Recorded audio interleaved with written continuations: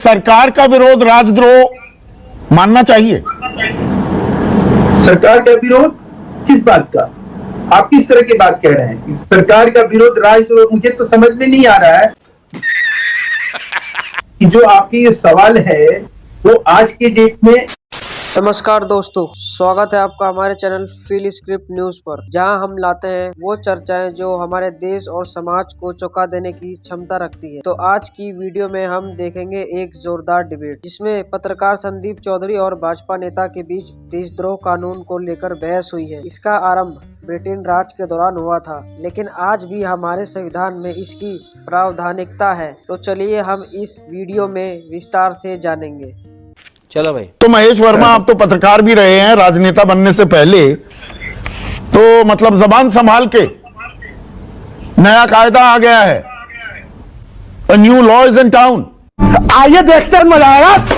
लेकिन उससे भी बड़ी बात संदीप भाई ये समझ में नहीं आ रही है कि कांग्रेस ने जब तक इस कानून को अप्रासंगिक नहीं माना, तब तक ये 75 साल आज से 74 साल तक ये कानून जो है प्रासंगिक रहा। 1951 में पंजाब हाई कोर्ट ने इस कानून को निरस्त कर दिया था।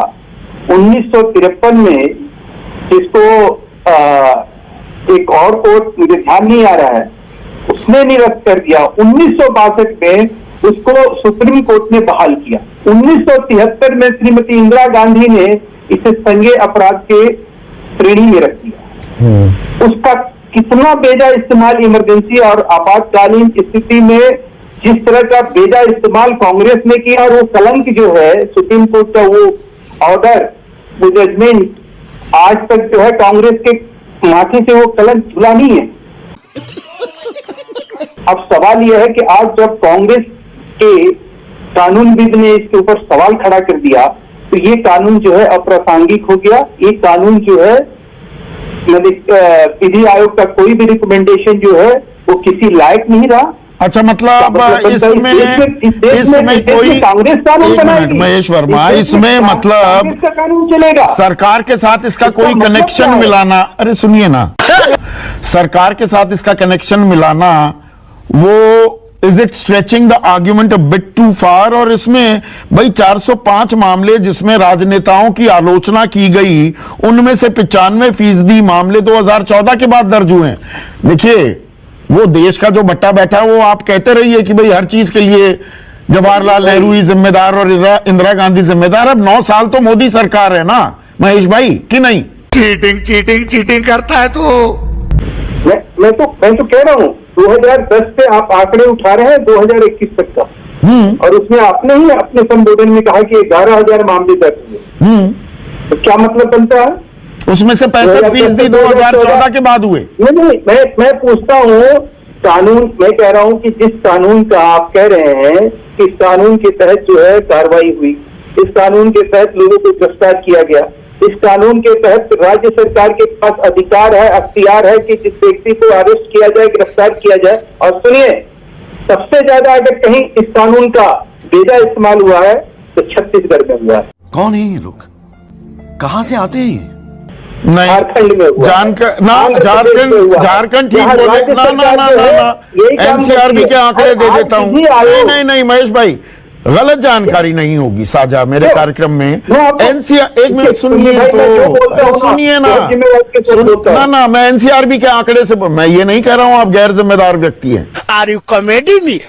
मैं एनसीआरबी के आंकड़े आपके सामने साझा कर रहा हूं। पिछले 10 सालों में सबसे ज्यादा बिहार, उत्तर प्रदेश, कर्नाटक और झारखंड में मामले दर्ज हुए, और उसके बाद तमिलनाडु टॉप 5। मैं आपसे ये पूछना चाहता हूँ, ये केंद्र सरकार ने दर्ज किए, मोदी सरकार ने किसी के खिलाफ ऐसे मामले दर्ज किए, या राज्य सरकार ने किए, वहां की पुलिस ने की? उसके बाद पुलिस किसी को अरेस्ट करती है, 15 दिन के अंदर जो है राज्य सरकार से उसकी अनुमति लेनी होती है। उसके बाद जाके 3 महीने की उसकी जो जमानत की जो अवधि है, होना चाहिए ऐसा कानून हो पाती है। मुझे ये बताइए, सरकार का विरोध राजद्रोह मानना चाहिए? सरकार का विरोध किस बात का?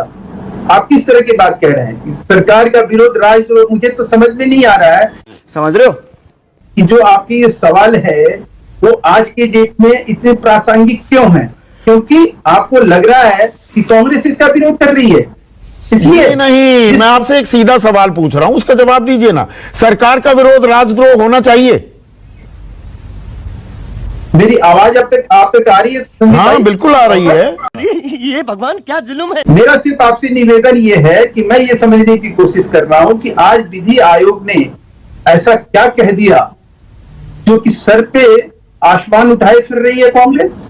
अरे आज ऐसे छोड़िए, मैं पूछ रहा हूं सवाल, मैं आपसे सवाल पूछ रहा हूं, आप पत्रकार भी रहे हैं, मतलब कानून और मजबूत होना चाहिए या कानून खत्म कर देना चाहिए? जिसने इजाद किया था उन्होंने 2009 में हटा दिया अपने देश में।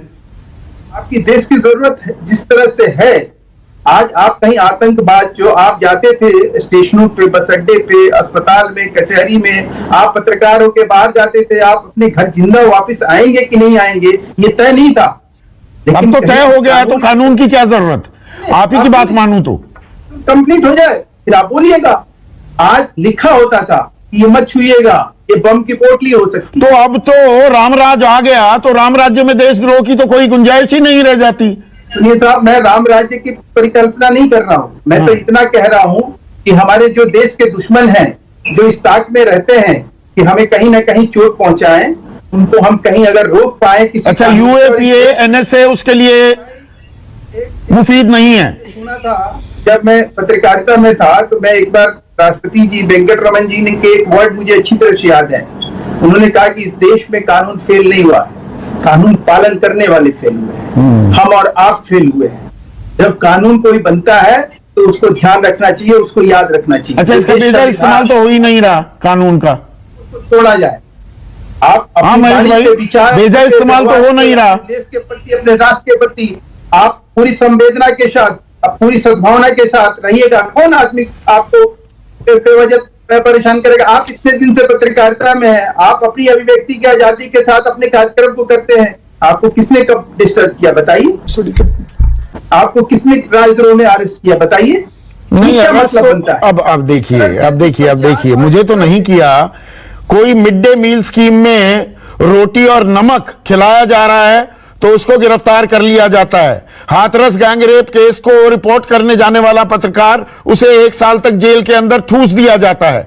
किसी मुख्यमंत्री, ये सत्ता का शगल बता रहा हूं मैं आपको, मुख्यमंत्री से टेढ़ा सवाल पूछ लिया, मैं ममता बनर्जी की बात कर रहा हूं, तो जेल में डाल दिया जाता है। बात तो सही है। भाई, मैं आपको बहुत बहुत आदर के साथ कह रहा हूं, अगर उस पत्रकार के ऊपर आपको बहस करनी है, मैं आपके साथ पूरी तरह से उस पत्रकार का, और आप कहिएगा कि आज जिस पत्रकार के बारे में आप चर्चा कर रहे हैं उस दिन आप कहिएगा कि महज ये गलती हुई कि मैं उसके बारे में गलत बात आपके उसके पक्ष में बोला।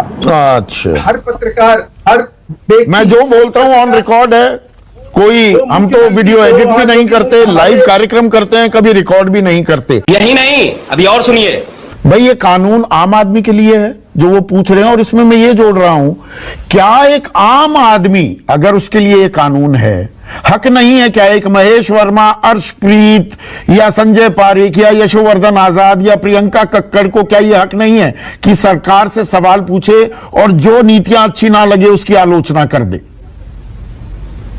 देखिए संदीप भाई, एक बात मैं और आपको बताना चाहूंगा कि इस देश में जो हमारा सीआरपीसी है, दंड प्रक्रिया संहिता जो है, जो कॉलोनियल कानून है, उसमें पुलिस को इतना अधिकार है कि आपने ये जो शर्ट पहना है ना, वो ये कह के आपको अरेस्ट कर सकती है कि ये लश्कर तैयबा ने फंड किया है।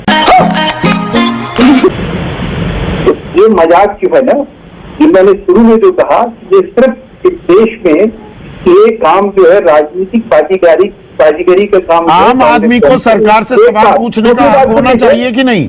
आपको एक और पते की बात बता रहा हूँ। प्रकाश सिंह कमेटी की जो रिपोर्ट थी, जिसमें उन्होंने कहा कि सीआरपीसी में बहुत सारी चीजें जो है ऐसी हैं जिसको जो है चेंज करने की जरूरत है, जिसके ऊपर कोई सहमति इस देश में, इस संसद में बनानी चाहिए, उसके बारे में सोचनी चाहिए, उसके बारे में कहनी चाहिए।